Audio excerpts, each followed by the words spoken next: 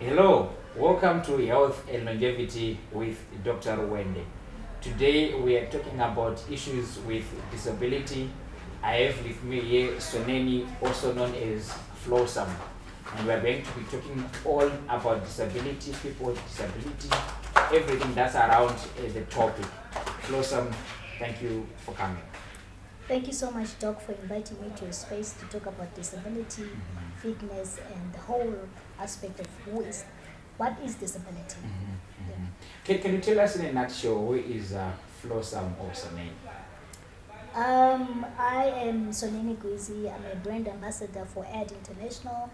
I'm a broadcaster. I'm a poet. I've now gone into fitness and training for persons with disabilities, and I'm a citizen of Zimbabwe, and that's just who I am. Yeah.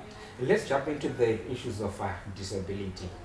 The people, they see it as a curse or as punishment from some divine intervention. What's your take on that? Personally, I say people with disabilities are normal people, just like everyone else. The difference is that our bodies are made differently. You could get some persons that are short, or you could get some that have mental conditions, skin conditions, but that doesn't make you indifferent from the able-bodied persons. So we are all equal, we are all the same. We just do things differently from everyone else. That's what. That's how I would describe a person with a disability. Yeah. And what are the challenges that people with disability in their various sense of disabilities usually face in day-to-day lives? Whether it's in the family, whether it's outside, whether it's at school, in communities. Wow, that is very broad because disabilities are very broad as well. The main barriers that persons with disabilities face are barriers such as environmental barriers, getting from point A to point B, access to certain things, um, access to opportunities in life, that is job, education, medical care, anything that you can think of that normalizes a life of a person, it becomes a challenge for someone with a disability. And this is usually caused by human beings. We create things. And when people come up with certain projects, programs, they normally forget that there are persons with disabilities that might not get access to those things because of the environment or because of the way it's been set up. That brings a very huge challenge for persons with disabilities. I see you have conquered all that in the sense that you are living a normal life just like anyone else. You have talked about the various positions that you hold and other things that you are doing in life, just like anyone else, which perhaps other people with disability are not doing for various reasons. What has made you to do all those things? Um, I always tell people that I'm one of the few lucky people with disabilities, in the sense that I had a very strong mother, grandmother, that did not treat me like a child that was indifferent from my other siblings. So from a very young age, my mom taught me that I am not in any different from anyone else. She made sure that I work hard. She made sure that I do anything that any other person can do. So already my mindset was open to worldly challenges and that I can conquer those challenges. And as I grew and as I interacted with different people, that is when also I have to prove certain things that I might have a small structured physical body, but it does not make me any different from my able-bodied peers. My opportunities are there which I should get access to, and those are some of the things that I had to learn, that I am able to do whatever I want to do, and I should embrace my body as it is and love it and cherish it and look after myself and not look at myself as someone that is not able to conquer or to achieve anything. People with disabilities are normal people just like anyone else. This is my statement that I say daily, that we are not indifferent from anyone, but we just look a bit different. And if we can just all work together as people as a community, and we can conquer things. And I would also encourage that parents with disabilities, with children with disabilities, they need to also look at that and see their kids' talent and push for the talents of their children. And if a child is not gifted in being in the garden, don't force the child, but rather identify what your child is gifted in and pursue that. Yeah. So did you go to the normal school like any other kids would be going to, or it was a special school for the disabled? My first years, it was a special school for persons with disabilities, which I really loved because that way I had the access to physio, I had the access to OT, all the things that normalize your life as a person with a disability, which I encourage all persons with disabilities to take advantage of. Don't be shy to go to physio. Don't be shy to go for your speech therapy. Don't be shy to go to a doctor and you think because you don't want to be associated with disability, but if you do those things, it will normalize your life.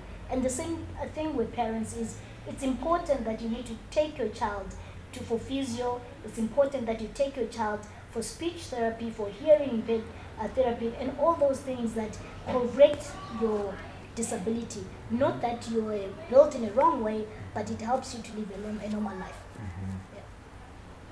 Yeah. And I see you're always posting videos of you exercising or on Twitter and other various social media platforms. What inspires you to exercise? The inspiration really came when we had the lockdown and always at home. And there was a moment where I was really going into depression because my life was just in closed doors. Then I realized I need to snap out of that, and I decided to start doing exercises.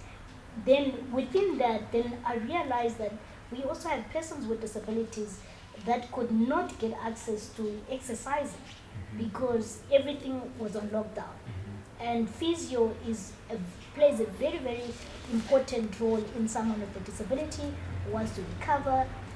So that's the reason why I decided to go into exercise, because I have graduated from physiotherapy, but now I can do my normal exercises according to my body strength, according to what I want to achieve when I'm exercising. Like now, my goal is to work on my arms so that when summer comes, I'm able to wear. You want to have a better muscle? Yeah, and I'm actually doing quite well. And also, I'm working on my thighs as well, that I just be fit as a woman. And having a disability doesn't mean that I can't get that body that I want. Yes, I can get that body that I want. You can still get the wonderful body. Yes. Now, I like that because why I mentioned that about exercising is because we value it a lot as doctors or as healthcare people. It makes us fit.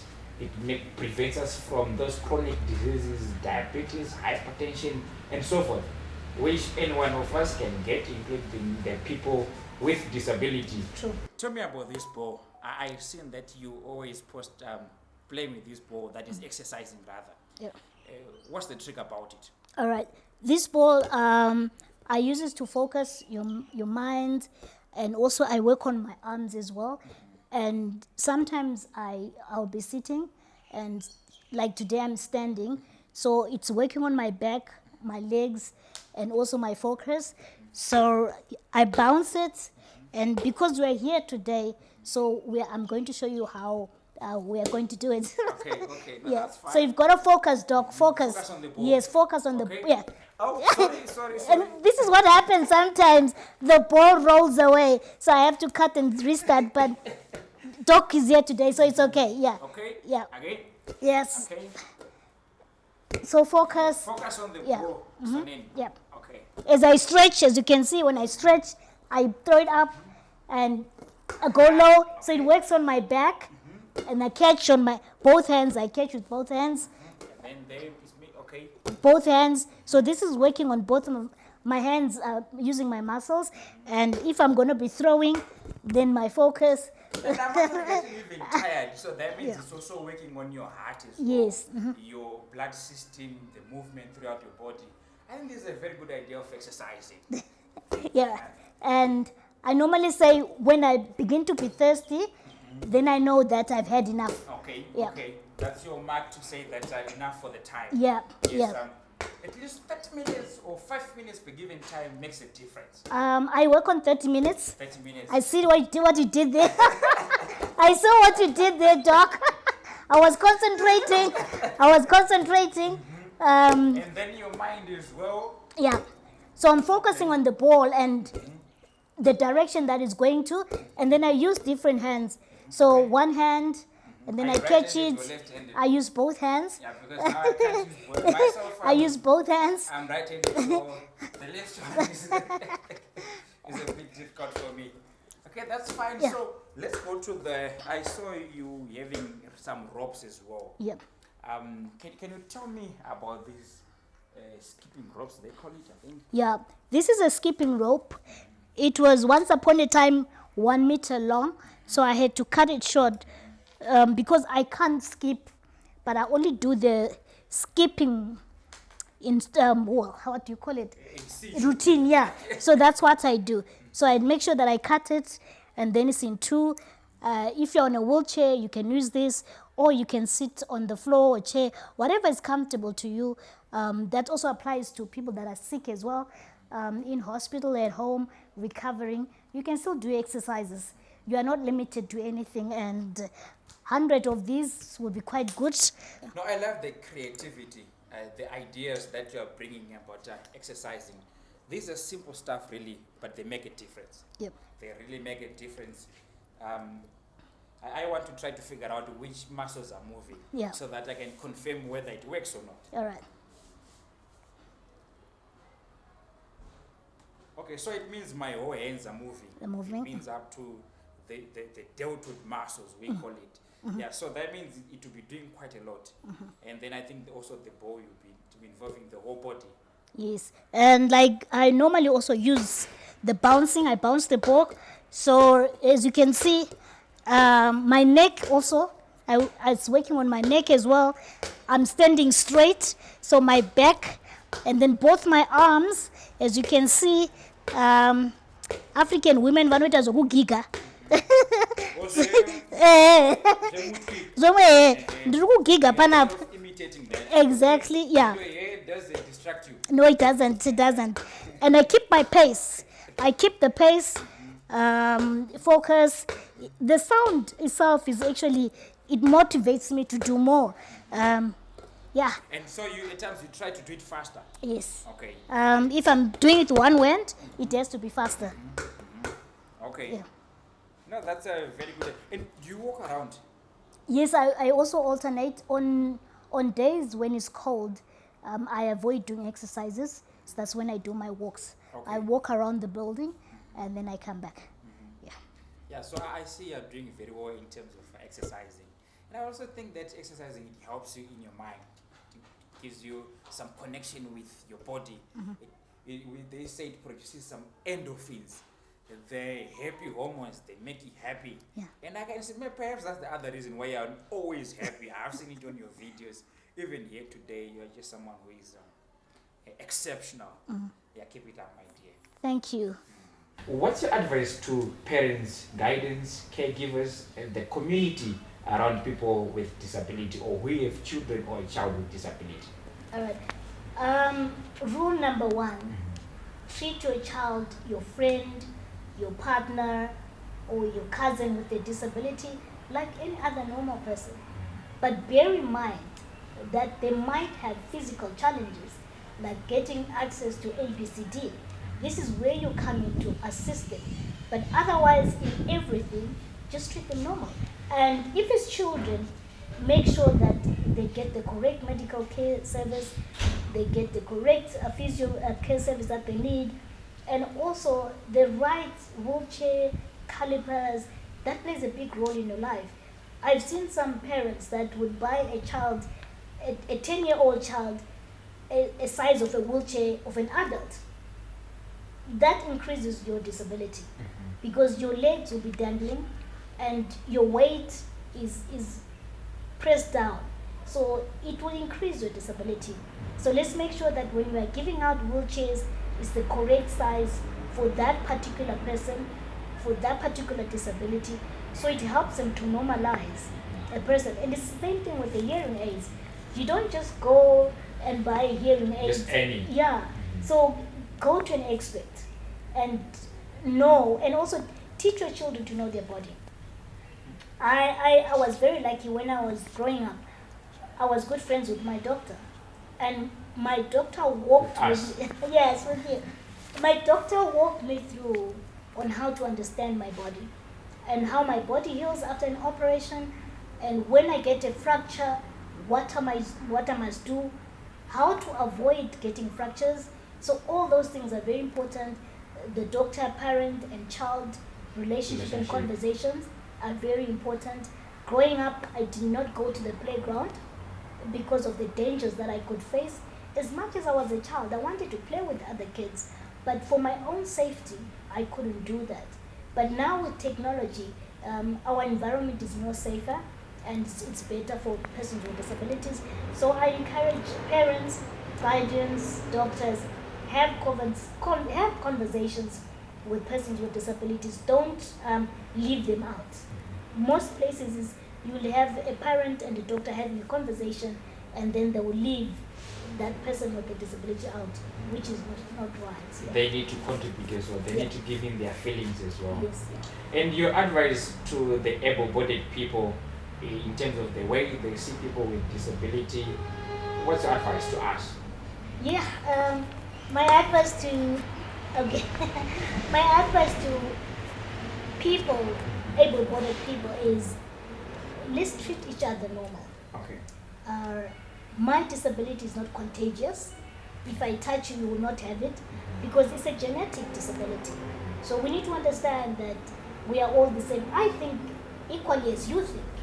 And so it's important. And you are more intelligent than me. I've discovered that. Thank you, John. So it's important that we need to embrace each other.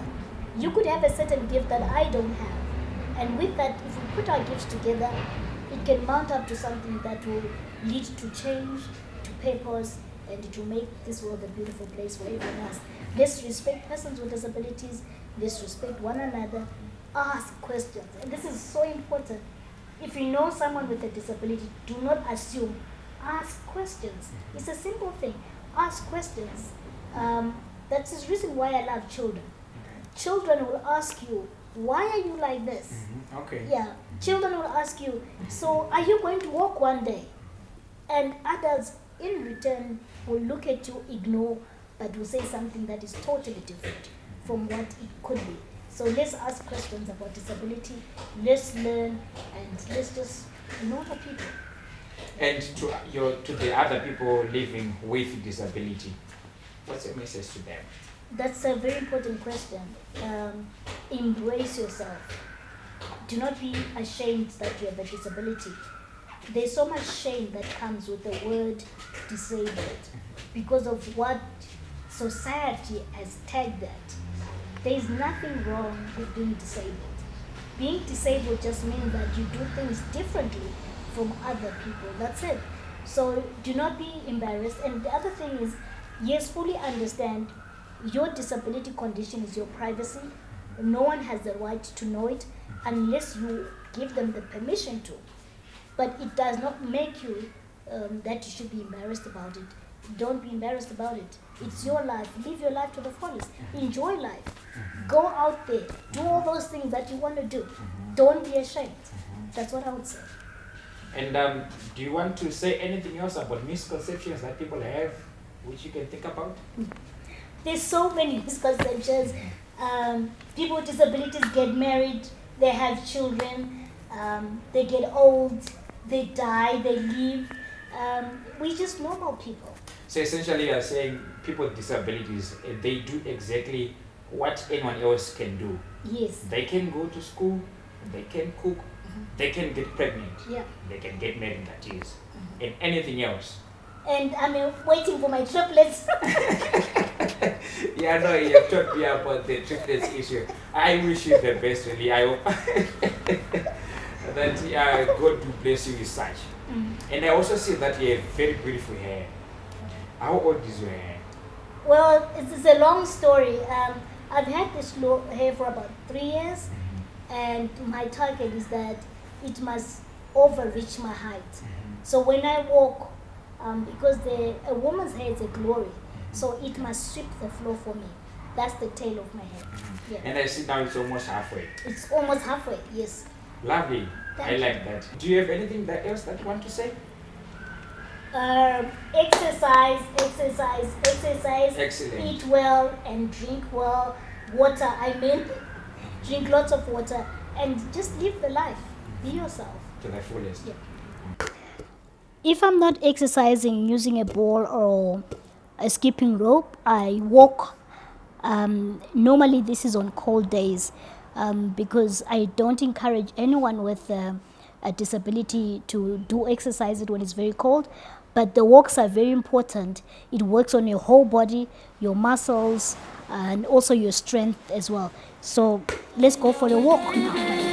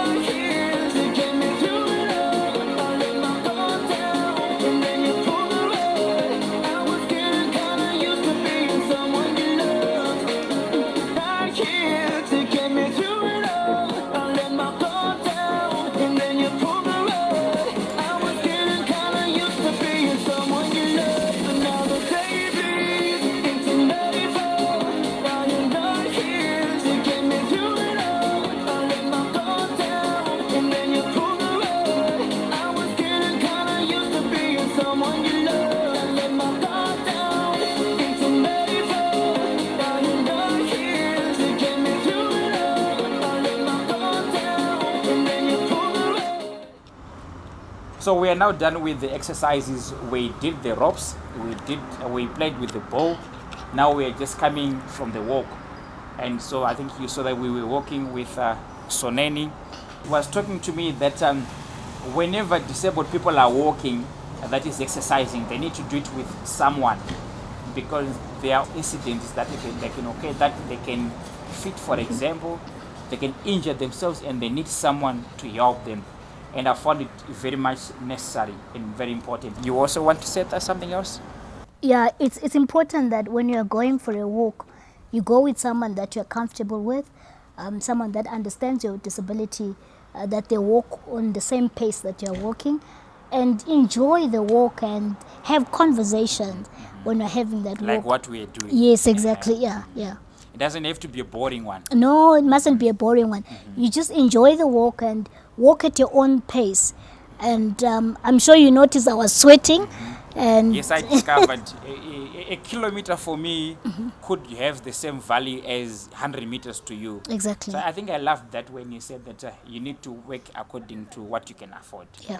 And also the other point which I think is very necessary is that when you are disabled, you also need to always be in connection with your healthcare giver. Ask them, which exercises can I do that goes with my level of disability, and then they can assist you. It may not really be a private doctor, but even when you go to the hospital, they always assist you with the exercise, because exercises are very key, they're very important. Remember, we are saying you're just like anyone else.